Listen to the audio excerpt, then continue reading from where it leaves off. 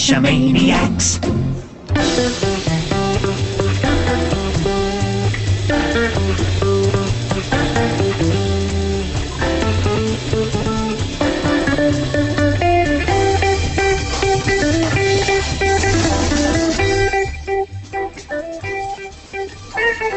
GeoGearHeads. Welcome to the GeoGearHeads. This is episode 60, and we'll be talking with a return guest. But before we get into that, Bad Cop, tell them what's coming up. Daryl, I'm really excited about this travel bug race. It's set to kick off in just a week from the date of this recording. That's the GearHeads 2013 Travelers Race. GeoGearHeads 2013 Traveler Race, yeah. Yes, of course. Yeah, we're really excited about it. I actually went out and dropped my first the two coins that I had talked about doing into caches, in part just to see, what happens with those two. And I got the one that I'm really excited about, which is this one, ready to go. And I got to take that one to an event. And it's going to be a notebook with the dog tag so people can actually jot down in handwriting, pens and pencils and stuff. Seems a little bit arcane, but jot down their own stuff in their own words. So I'm really excited about that one. Nice. Now, you can head on over to tb-run.com and register your trackable for the GeoGearHeads 2013 race. The winner will be the trackable that's visited the greatest number of unique geocachers. So we'd really like it if you'd release the trackable into the wild rather than, taking it with you to events. Daryl, that getting them to write down on the pad, that's a nice idea. I like that. Yeah, that should be really good, and especially at the events, I think it's going to be fun. And in this case, I asked that it be taken between events so that people could write it down if possible. So you go to a regular meet and greet and you might get 10 different tips, and I'd love to see that. And hopefully people will take pictures of the pages, just off the cell phone or whatever, and post them to the bug page, so we'll actually get to see all of those cool handwritten tips and maybe some doodles and such as well. There you go. Now, when you submit your trackable to the when you submit your trackable with a geocaching tip or trick, that could be a tip you've learned and picked up from this very show, or just your very own favorite trick. Send that off, and I'm having all sorts of trouble tonight. Yes, you are. It's going to be one of those nights, I'm afraid. But next week, I hope not. Talking about QR codes and caching, so send in your questions to the social networks to get in touch with us. Email us at geogearheads@cachamaniacs.com.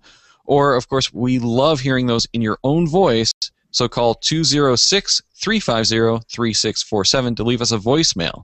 Now, of course, you can also record an audio file and send that along to that geogearheads@cachamaniacs.com email address as well.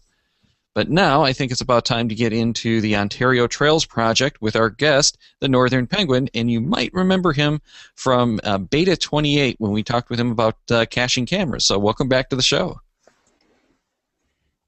Thank you. It's good to be back here. Now, Northern Penguin, last time you were on the podcast, I had other commitments and couldn't make it, so it's a pleasure to finally meet you. Yeah, likewise. I've definitely heard about the Bad Cop, and it's good to put a face to the name now. Well, thank you. Can you hear good things about a bad cop? Anyway. Now, you're working on the Ontario Trails Project. Can you tell us what that's all about? Well, the Ontario Trails Project is a map that we started creating. Well, I started it after some discussions with some other geocachers. And what we've basically done is we've compiled 11,000 kilometers of trails that are found in the province of Ontario. And we put them together on a map that people can put on their outdoor GPS. And the Ontario geocachers in particular like it, as it saves them a lot of bushwhacking and driving around looking for trailheads. But we're actually, I say we, it's me that does the map, but there's a lot of contributors. It's actually gone beyond geocaching. There's a lot of the mountain biking and the hiking communities that like it as well. Nice. Now, how would you go about getting a set of custom maps, and how much would they cost? Well, the Trails Project is free. As people have contributed their track logs. I haven't walked 11,000 kilometers. I haven't come close to that. So everybody gives their information in to me, and I compile this, and so I've put it up on the Toronto Area Geocachers website. There's a sub-page there called the Ontario Trails Project, and it's a pretty simple page, but gives you everything you need. So yeah, free download, and the only thing I ask is that if you're out and you're on a trail that isn't listed on the project, maybe send your track log in to me. Nice. Now, so I'm assuming you're getting track logs from, let's say, hundreds of people, perhaps tens of people. How do you get all these track logs to sync up and make a coherent map? Well, that's the fun part. I've actually, the track logs, yeah, I'll say we're definitely above the dozens of contributors, probably into the hundreds, actually. Some of the contributors have actually been everyone from just somebody hiking. They save their track log in MapSource, for example, and they email it to me, all the way up to I've had organizations like the Ministry of Natural Resources Ontario send me their GIS data layers. And so I've got probably half a dozen programs that I'll use to pull this data to one cohesive format. The back end of the project is I use a product called CGPS Mapper, and the master file is kept in something called let's see if I can do this right, Polish format, I believe they call it, which is basically a text file. So when you send me your track log, I typically ask for a GPX file, or but because of programs like GPS Babel or Global Mapper, I can convert from just about anything you can dream up, as long as I have a basic idea. I mean, if you send the thing to me in NAD27, it's kind of handy if I know what spheroid to use and stuff. So I pulled all that together. I've got the main program that I use for the actual visualization is called GPS Map Edit. And this lets me, it's kind of like MapSource, but it's meant for the idea of creating maps. One of the things that I like about that program in particular is it can pull Google Maps in as a background layer. So I don't tend to trust Google as a data source, but if one end of the trail lines up with the trailhead and the other end of the trail lines up with the trailhead on the map, it's generally close enough. So I can kind of get an idea. It's also handy for those times when somebody has walked down the paved path to the geocache, turned around, and went back to their car. And I can see on Google Satellite that when the trail goes out to the other end of the road, I might just follow along with that. So it sounds like it's largely still a manual process. It's not like a crowdsourced map aside from the data being submitted. Right. This project in particular there's a lot of hours of me in the background putting things together. Now, the crowdsourcing angle is kind of interesting because I actually did start off using OpenStreetMap and Potlatch and their data set. Some of the early Trails project data actually came from OpenStreetMap. I should probably revisit that. It would be actually a little bit more handy for me to just merge my data with OpenStreetMap and pull the Trails layer out of there. But the last time I checked, the tools just weren't there. I had to download the entire province and then run them through a bunch of GIS programs just to get the trail data out, and it was a lot of work. The other problem I had was that the trail data that was on OpenStreetMap at the time, they had a tendency to be either low resolution, or it would, like, the trail would keep going past the sidewalk and into the middle of the road, which it gets really annoying when you're looking at 120-foot scale and you see the trails going through that house on the left side of the road. So I got picky. I don't blame you in the least. I would too. So you manually look at each track log that comes in and line it up on, well, when I of some sort. Yeah, when I drop the GPX file, and it goes right where it was recorded. I'll manually look over just to see that it's first of all, that it's somewhat close to where we think it is. I have had things sent to me in the wrong, like not WGS 84, and then the trail appears 2 kilometers away from where we thought it was going to. So I will go and make my edits. The other thing I have to watch for is I'd say only about a quarter of the people submitting track logs will actually edit out their geocache hunts. Okay. So I'll have to go and edit out the spider web. Mm-hmm. Although we should come back to the spider web, because that was I caught somebody doing a no with those. But the other thing that happens is if you record your track walking out on the trail, and you keep recording your track walking back to the trailhead, typically the lines will be anywhere from 10 to 30 meters apart, depending on your GPS. Well, rather than just pasting it in as is, I'll average those lines. Okay. And that will usually give me a better representation of where the trail is. And if I get 2 or 3 or 4, in some cases I've had events where 700 attendees have showed up. I get it starts to look like an airport runway on the master file. Well, I just run the line down the middle of that. Exactly. And that gives me my averaging. Nice. So have you've actually received up to 700 track logs?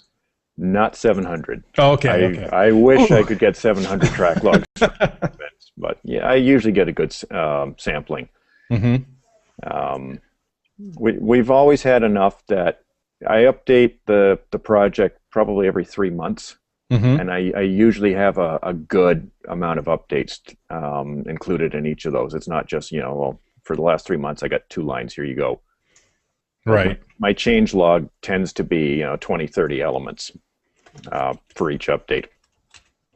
Okay. So once you've created these maps, how do you get them into a GPSR? Okay. Well, from the background, I create the map in GPS Map Edit. I save the map file. I then have to create 2 additional files. For the project is centered around Garmin GPS maps, mm-hmm. and that's what I concern myself with. So I have to create what's called a type file, which tells the GPS how to draw the lines. Now it's a very simple type file, in that I'm just specifying, this line is a trail. This line, I do a different line if the trail follows a road, so you don't have people driving down the side road going, "Where's the trail?" Well, you're on it. Mm-hmm. This is a road section of that trail. And I also do canoe routes, so there'll be a different line, like a blue one. So again, you don't have somebody trying to hike down the middle of the Beaver River. So that file will tell the GPS how I want the information displayed. And if I decide I want to change a line later, I don't actually have to recompile the map. I just recompile this type file using a program called GenType by Cypherman. That one's very handy. The next thing I need to do is create something called a preview file. Mm-hmm. The GPS doesn't care about that. What uses the preview file is map source and Basecamp, which is probably 90% of the questions I have emailed to me about the Trails project is, how do I get this to work with Basecamp? How do I get this to work with map source? As such, once I've run this through CGPS Mapper, mm-hmm. I've got it scripted now. I've got an icon on my desktop. It runs a batch file that just creates all these things from my sources. It'll spit out an IMG file. And if we've ever sent a map to our GPS from map source, we know that it likes to put out a file called gmapsup.img. Mm-hmm. Now, if you're running an older GPS, like a Nuvi, or like an eTrex Legend, or a GPS Map 60, you've got to be careful in that will actually wipe out your existing maps when you send it. So you have to go through the whole process of saying, no, I want Michigan and Ontario and the Ontario Trails Project. I've had that one come back to bite me. The newer units, the Colorados, the Oregons, the Dakotas, the 62, the eTrex, the newer eTrex, like the eTrex 30. Mm-hmm. I can tell you it works on the eTrex 30 because that's what I produce it with now. I actually provide a download link for a file called ontotrails.img. Copy that to your GPS, either on board or on the memory card in the Garmin folder, and you're done. If you have an older one, then you've got to do the install the map source and pick the map and send it to your GPS thing. Do yourself a favor. Just get one of the newer Garmin's. Just for walking on the trails, right? Yeah. So how big is that .img file then? About 1.5 megabytes. It's tiny. Yeah, so that shouldn't be bad, and almost any unit I know of will have at least that much free, though you might not be able to put as many caches into it afterward. That would only be an issue on the new Oregon 650s. Caches, I mean, 1.5 megabytes, you're not impacting the GPX capacity of the unit. One trick I do have for people, if you want this on your Nuvi and you don't want to wipe out your City Navigator 2010 maps on there, I'm talking the older Nuvies. I actually have a memory card that's got a Garmin folder, and I rename the file gmapsup.img, and I leave it on the memory card, so I have the trails on my Nuvi. Nice. Nice.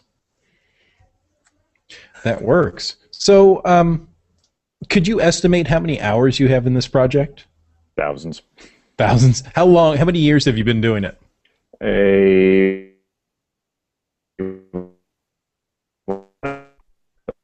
do 4 major updates Greg, a year. we lost your audio there. Could you try that again? You seem to be back now. Good, I'm back. Yeah, I think I started it around 2007, 2008. And I've done 4 major updates a year, and usually I'll put probably about 20 hours of work into each update, to be honest. Okay. That doesn't surprise me in the least. Yeah, we keep adding new data to it as well. Like, it started off, it was just, hiking around the Toronto area, and then we got Ministry of Natural Resources gave us trail data. That was actually kind of funny, because I emailed all of the major trail associations in and around Ontario, the Bruce Trail, Ganaraska Trail, and the responses ranged from, yeah, it's nice, but we're not going to sell guidebooks, to, I actually had one of them was going to threaten me with legal action for destroying their trail.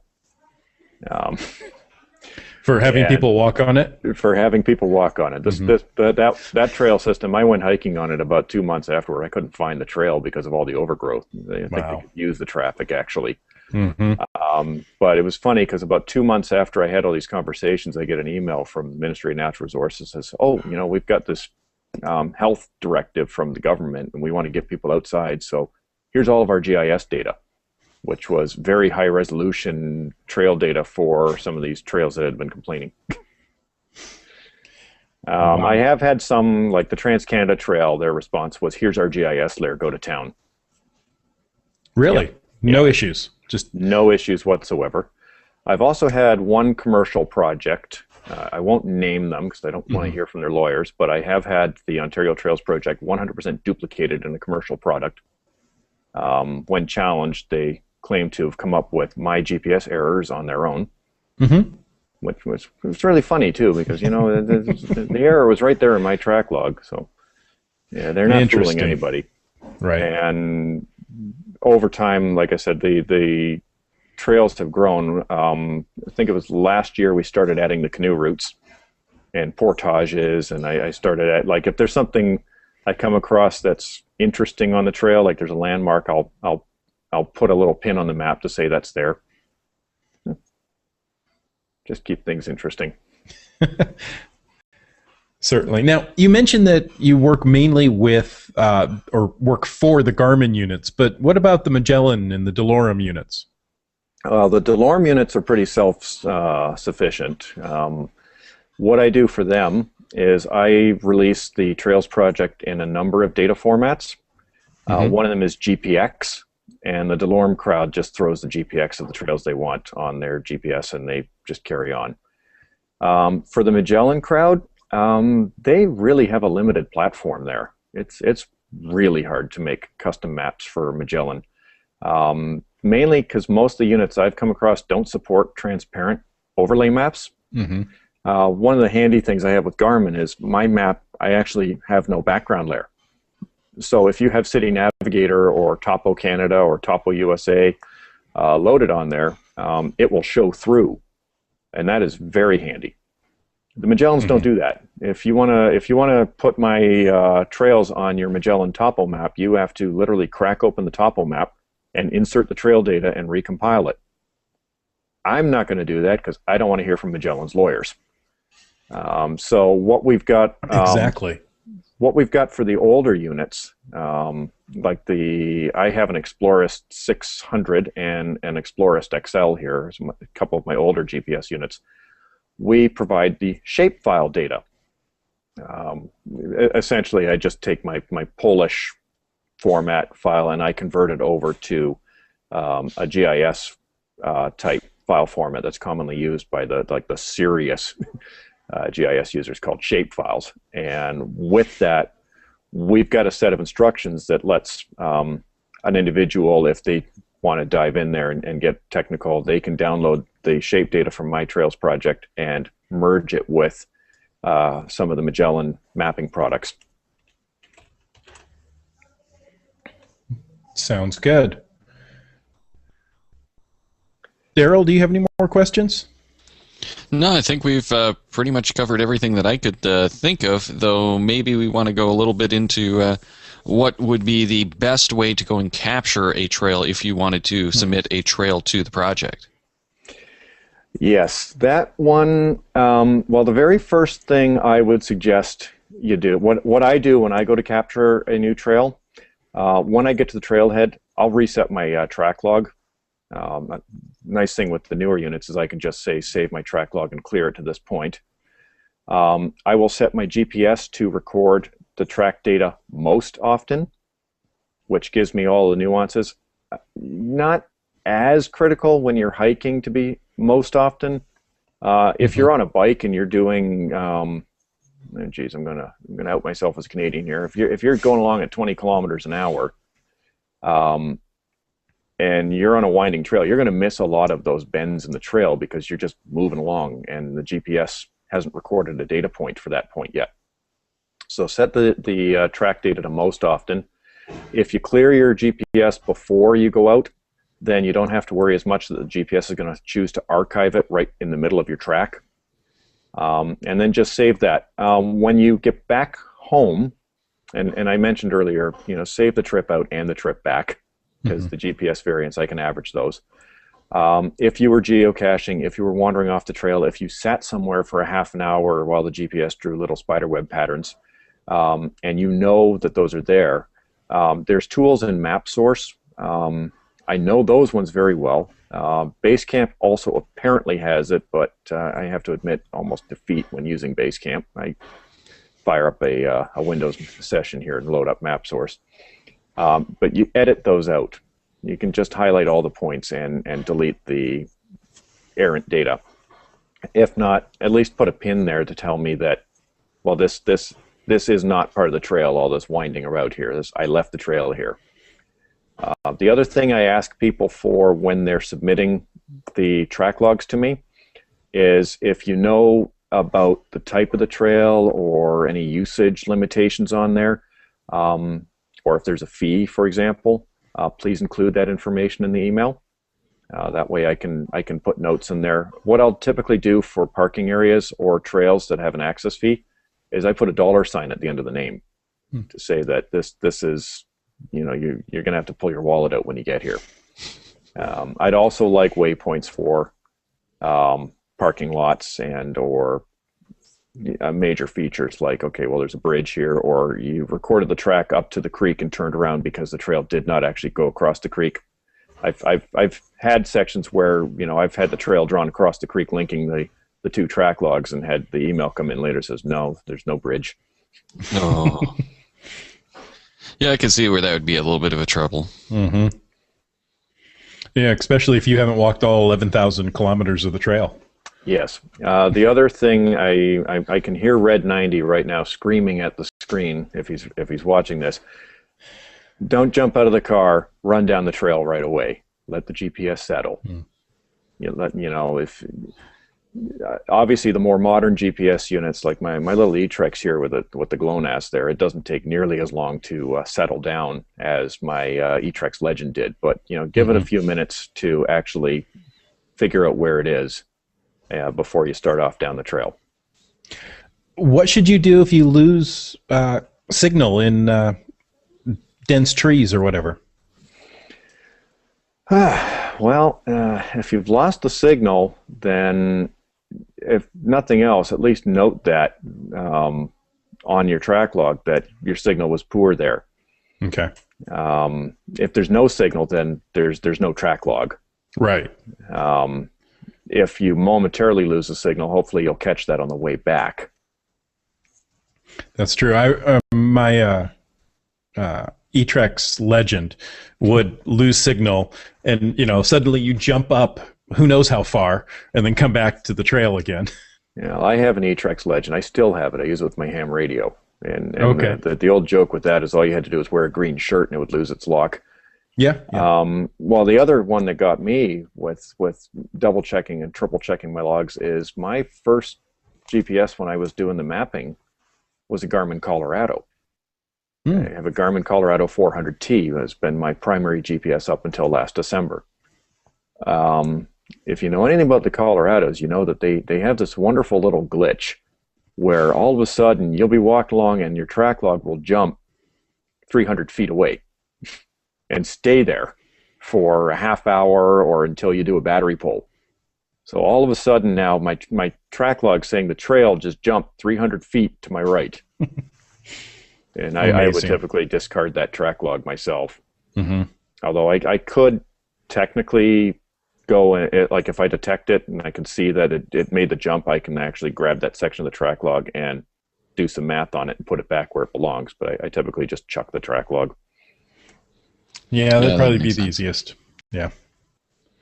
Okay. Now, you'd mentioned earlier that we needed to get back to spider webs and that you caught somebody doing something they weren't supposed to do. Well, that was that commercial product that they sell a topographical map, obviously covering the province of Ontario. And I was hiking along one day and I had their map loaded on my GPS. And one of the fun things about the Garmin GPS units is they don't draw all the maps at the same time. And I noticed as I was zooming in and out that for a moment the trail would show up on their map and then be replaced by the trail on my map. And so I thought, gee, that's really interesting that their alignment's identical to my alignment, considering that most of mine came from volunteers submitting their GPS track logs.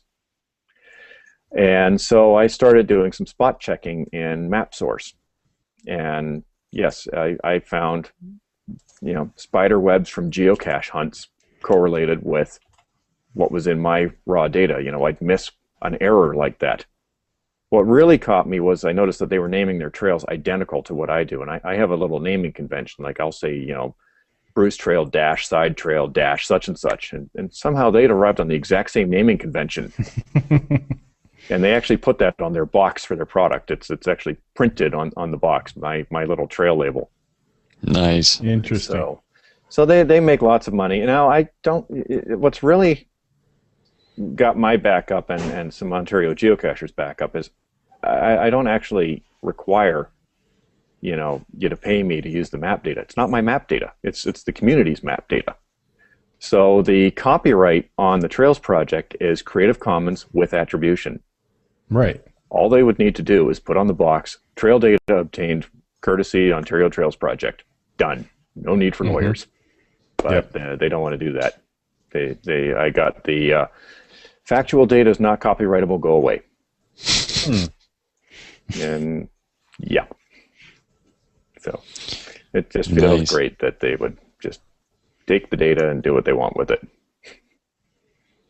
Yeah, no, that's not very cool. No.